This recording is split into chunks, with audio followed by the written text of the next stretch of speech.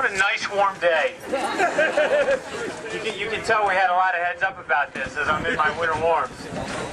All right, let me tell you something. When I took an oath September 11th of 2000 to support and defend the Constitution against all enemies, foreign and domestic, when I joined the Army. And at that time, when I took that oath, I had a really basic understanding of what that oath was going to come to mean to me.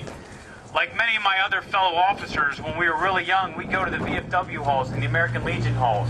And we would listen to their stories of glory and bravery and honor and their sacrifice. And I thought I knew exactly what it was that we had taken an oath to do, but I'll tell you, I really didn't.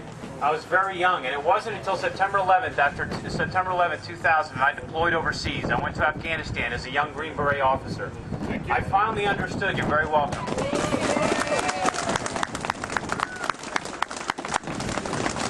I finally got to understand the boy died and the man awoke, and I understood what it was that we had actually, what we really were fighting for.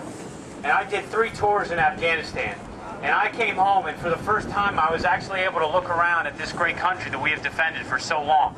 And what I saw, to be quite frank, left me fearful and downright angry. Because I believe that what our founding fathers have built, we have had soldiers since the birth of this nation who have died and paid in blood to protect it.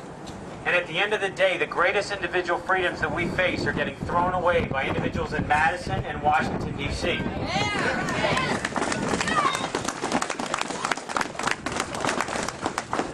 I spent many a cold winter in Afghanistan, and I will tell you that I also came to believe that the greatest threat we face to this country was not on that snow-covered mountain in Afghanistan. The greatest threat we face is right here at home in Madison and right in Washington, D.C.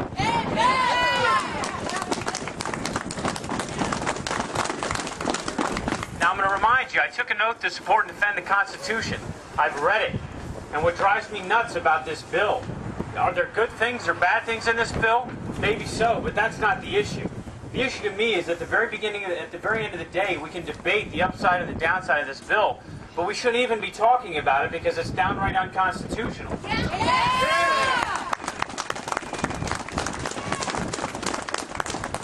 Now I'm going to close with my favorite quote, and my favorite quote comes from Benjamin Franklin, and he was asked, coming out of the Constitutional Convention, Dr. Franklin, do we have a republic or do we have a monarchy?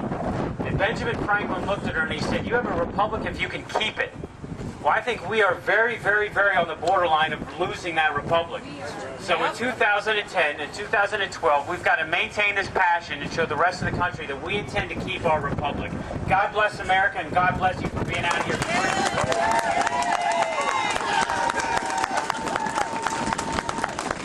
Now, the next gentleman I'm going to introduce, he's also a veteran.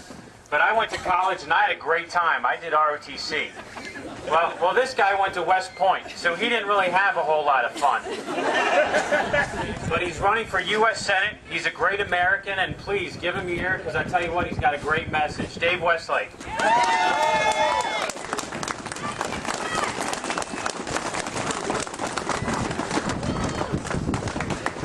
Wow, well, thank you, Ben. I appreciate that.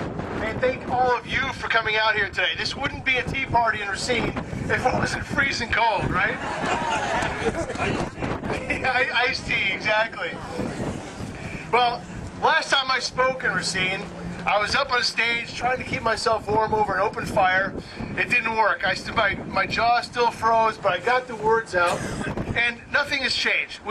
I wear blaze orange in this campaign for accountability and leadership.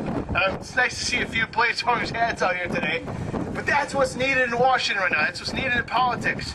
And when I spoke last time in Racine, the health care bill was something we were still debating. The health care bill was still something we all recognized was wrong. It was unconstitutional.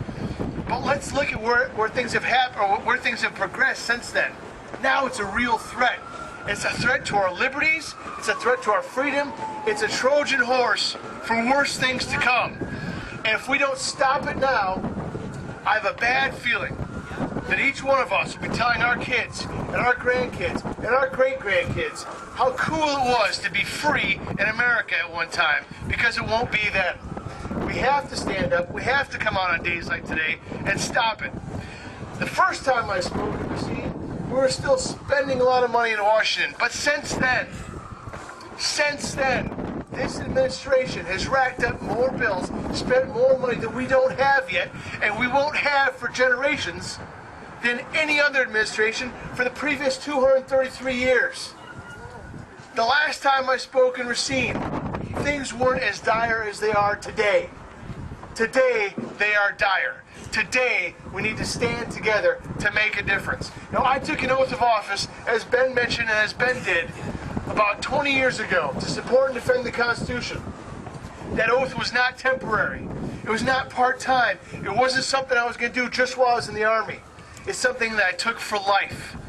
And when you see our Constitution being abused, when you see this administration taking our country towards a third wave of socialism, you need to stand up, particularly when you take that oath of office, to defend what we know as the United States of America.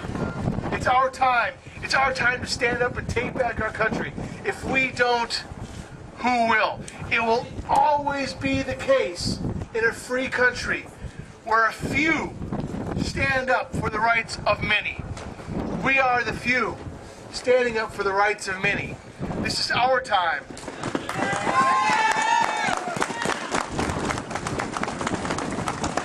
This is our time because the alternative is not something that we can live with.